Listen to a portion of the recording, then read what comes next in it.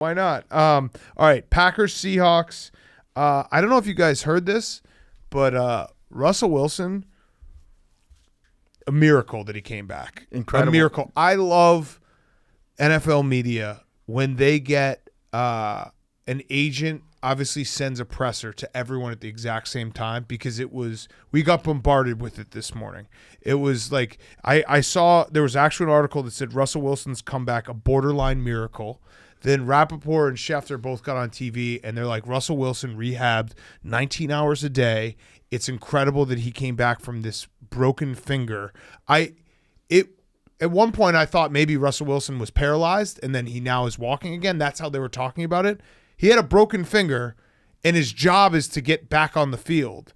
Of course he rehabbed 19 hours a day. It's like, and also that's bullshit. Like, that's clearly counting sleeping. Well, best comeback stories: Jesus, Ryan Shazier, Russell Wilson having the tip of his little finger broken, and maybe he shouldn't have come back. That's the thing. Is like, he shouldn't have. Was it a miracle, or was it just Russell Wilson disobeying the advice of his doctors? Well, no, his doctor cleared him because it was a miracle. It was a miracle. It's a very fine line, because the doctor's not going to be like, yeah, I will physically restrain you from going out there and playing with a slightly broken finger. Right. But it's just like, maybe you shouldn't go out there if your job is to throw a football with touch and with accuracy when your middle finger is broken. Yep. First time in his career, 150 starts, that his team was shut out.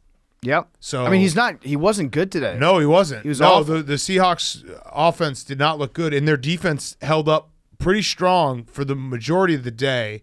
A.J. Dillon turns out the guy with like quads that are the size of tree trunks. The quad father. He can actually move a pile. Yeah. Who would have thought? They're shocking they didn't give him the ball in that game against the Cardinals. Yes. Like, that's what he does.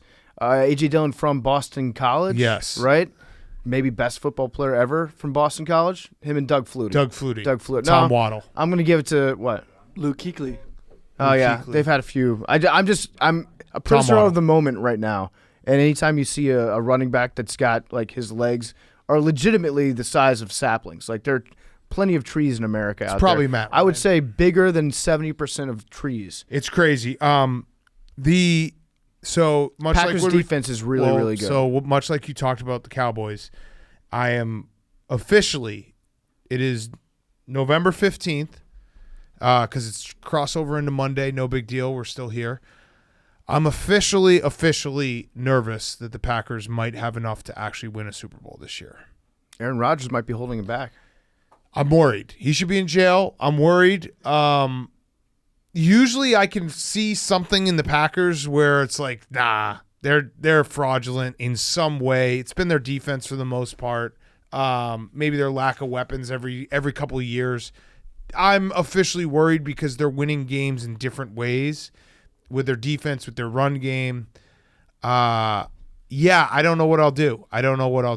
If they go soupy, well, I might go suey. Well, if they go soup season on you, write that down. If they go soup season on you, Aaron Rodgers is probably going to retire after that, right? Yeah, so but I don't know. You should be rooting I for them don't know to win if a I Super can Bowl. deal with him winning a Super Bowl. You should for be the rooting Packers because on the way out, because there's also that whole, like, and this is going to sound like loser talk because let me be frank, I'm a loser. The fact that Aaron Rodgers is a Hall of Famer and one of the best to ever do it and has only got one Super Bowl is something nice that I can hold on to. Yeah. And I can talk about, and I can be like, yeah, how many? Oh, he must have won 1 million. Oh, he only won one. I guess I do that a lot. The question becomes, would you rather have Aaron Rodgers win one more Super Bowl and then leave for the rest of your life? You don't have to see him on a football field ever again. Or would you have him get to an NFC championship game, lose again, and then get to 2 more NFC championships and lose again? And lose again 2 more times, but he beats the Bears twice a year. That's obviously for the next 3 years. I think I could deal with him for 2 more years if it meant that he lost 3 straight NFC championships. It is a pretty big then it chip. gets very funny. It's a pretty big chip to have over his head. Be like, you've lost a record amount of NFC championship games. Right, like the old, like, is it better to love and loss than never love? Like, I would be going to that many NFC championship games and losing. That, to me, take your Super Bowl away. Like, eventually it becomes diminishing returns. At that point, he becomes the GOAT loser. Yeah, right. Like the all-time loser. And really, the only reason he won a Super Bowl is because Jay Cutler's knee broke in half. That's true. He barely could walk again. Do you think that Bortles, when he went for his little job interview out in Seattle and they refused to give him the job, revenge game, kept the playbook, brought it with him to Green Bay? Yep. I think it absolutely happened. We know our guy Blake. He definitely would do that. Blake. If nothing else, Blake is a guy that will keep every single playbook and study them very hard. Yes. And he's got a photographic memory, and he'll tell them to anybody that he talked to. This was also a revenge game for Hank against the weather.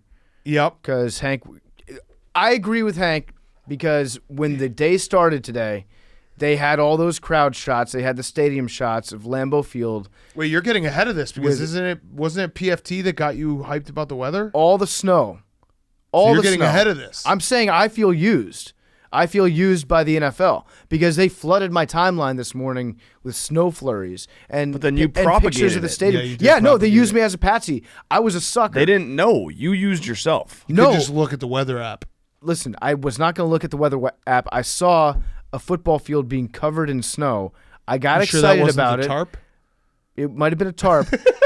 But the eggplant emojis were flowing. Damn it. I felt good. Snow football makes you feel alive when you see it. We had some flurries. And then they fucking take the tarp off the field, and there's no snow at all. It's the greenest grass in America. Yeah. Snow football is the most beautiful sight in the entire world. Yeah, I did. And I did 2 tweets. Basic I did that. PFT there.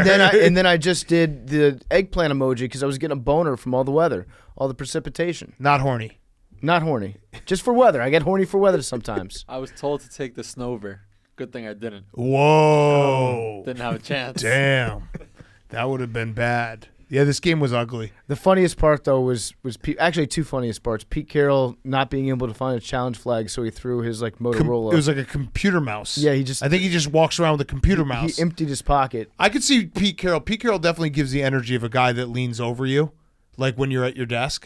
So he definitely just walks around with a mouse that just hooked up to every computer at the facility. Yeah. He's like, here, let me help you out here. Let me click on this. He just figured, I guess if you throw anything at a ref's feet, then it counts as a challenge flag. Yeah. I guess he's probably right because they gave him the challenge, which he then lost. Yeah. Terrible challenge, by the way. It was an all-time. It was a Vic Fangio moment. I wish that play didn't happen. Let me challenge it. Maybe it'll be different on review.